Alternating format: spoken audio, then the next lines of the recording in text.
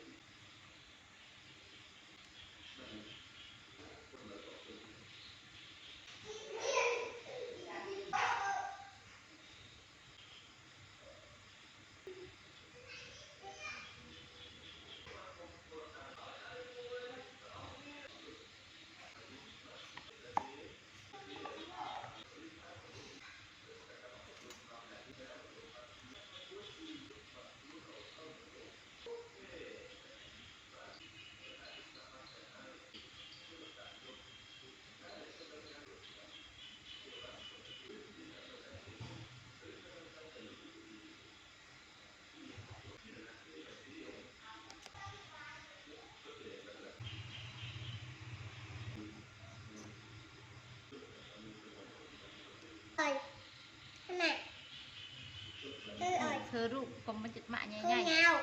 Thơ ngào.